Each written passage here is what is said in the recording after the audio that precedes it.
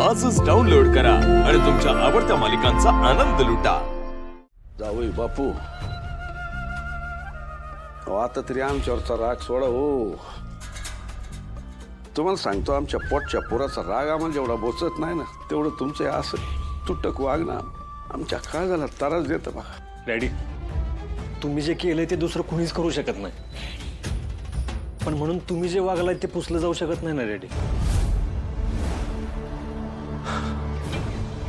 जातो माणसाचा तोल जातो कधी कधी। हसल, पण तुमच्या मतांमध्ये एवढा लवकर बदल होईल याच्यावर विश्वास बसत नाही।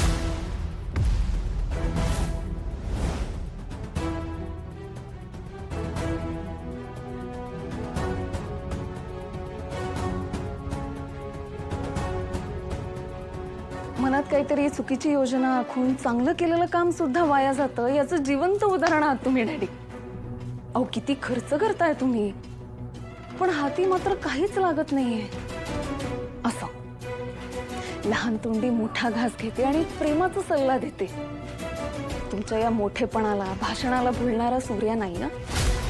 काय साध्या माणसाचं जर मन जिंकायचं असेल ना, तर त्यांच्यासारखा विचार करावा लागतो। बघा, साधेपणाने विचार करायला जमतंय का ते? लई बोलताय। वाघ माग सरकतो ना, तो घाबरून नाही, पुढची चाल काय करायची याचा विचार करत असतो। तो तोंडच्या बाता करत नाही।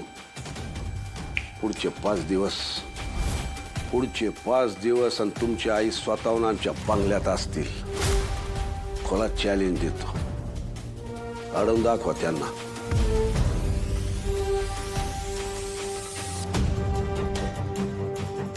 5 दिवस? नक्की काय चालू आहे यांच्या डोक्यात?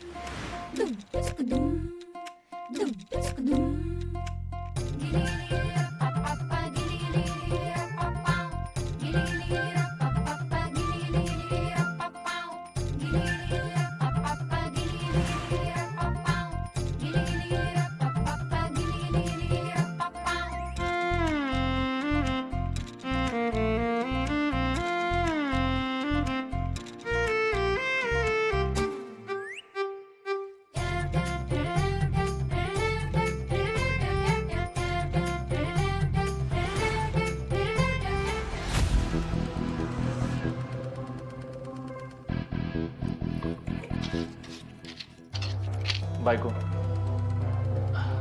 मी काय म्हणतोय, वडाताण होईल आता तुझी। म्हणजे घरात दुसरं कोणच नाहीये। तू असं केलं तर, ते शोभाला थांबून घेतलं तर, म्हणजे बाकीच्या सगळ्या कामांबरोबर तुझ्या पण कामाला हातभार लागेल का तिचा? तेजू ऐक ना, हे बघ, मला आपलं बाळ आणि तू व्यवस्थित पाहिजेल का, म्हणून म्हणतोय मी। तुझ्यावर उगाच कुठलाच कामाचा लोड पाडायला नकोय।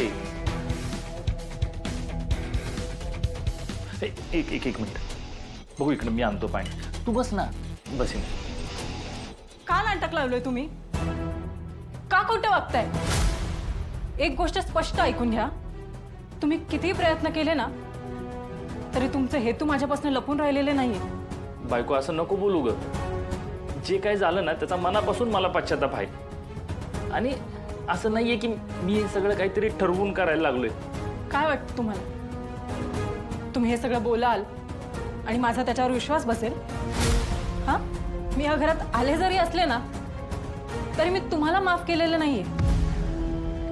मी तुमची लग्नाची बायको असताना तुम्ही परक्या बाईसोबत संबंध ठेवले, हे कधीच नाही विसरू शकणार मी। तुम्ही आजवर मला मारहाण केली, माझा अपमान केला, ते सगळं सहन करत आले मी। पण खोटा चेहरा घेऊन माझ्यासमोर वावरत राहिलात, मला फसवलं, त्याच्यासाठी मी तुम्हाला कधीच माफ करणार नाही। बायको, हे बघ, असं नाहीये मी तुमची बायको। आजवर या घरासाठी, आपल्या नात्यासाठी तुमचे सगळे कारनामे दादापासून लपवून ठेवले. पण तुम्ही काय केलं? माझ्यावर पाळत ठेवली, माझ्या चारित्र्यावर शंका घेतली, माझे फोटो काढून 4 चौघात त्याचं प्रदर्शन मांडलं. माझ्या मनावर ना कधी न मिटणाऱ्या जखमा करून ठेवल्यात, ज्या तुमच्या नाटकी वागण्यानं ना कधीच भरून निघणार नाही. मी या घरात आले ते फक्त माझ्या पोटातल्या बाळासाठी, ज्या जीवाचा या सगळ्यात काहीच दोष नाही ना. त्याला बापाच्या सावलीपासून लांब राहावं लागू नये म्हणून या घरात परत एकदा आले मी. पण एक गोष्ट लक्षात ठेवा, माझ्या मनात स्वतःचे स्थान निर्माण करण्याचे प्रयत्न करू नका, कारण ते आता कधीच होणार नाहीये. या बाळाचे बाप होण्याची मुभा तुम्हाला आहे, पण माझा नवरा होण्याची नाहीये. राहिला प्रश्न माझ्यावर दबाव टाकण्याचा, तर तुमचे कारनामे अजूनही मी दादाला सांगितले नाही. त्याला जर हे सगळं कळलं ना, तर त्याला थांबवण्याची ताकद कुणातच नाहीये, हे तर तुम्हाला चांगलंच माहिती आहे.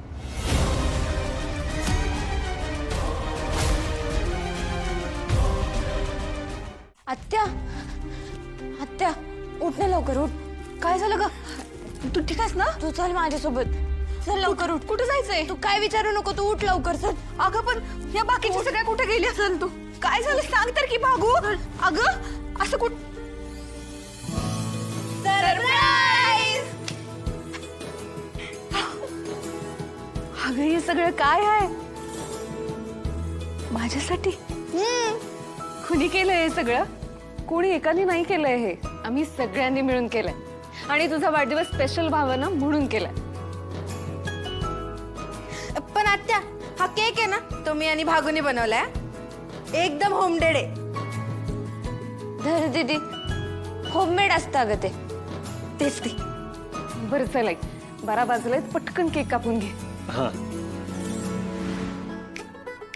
Happy birthday to you, happy birthday to you.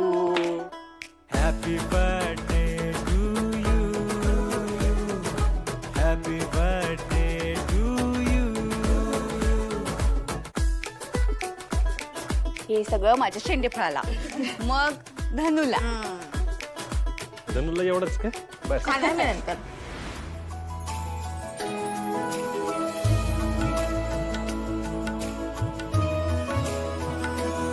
आत्या, असेच वर्षानुवर्ष जाऊ देत आणि आम्हाला तुझं प्रेम मिळत राहू दे.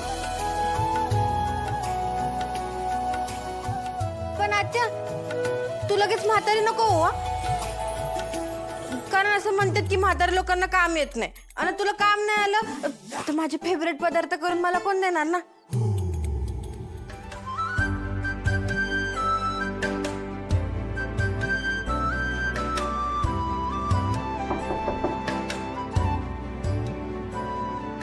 एवढ्या रात्रीचं कोण आलं असेल?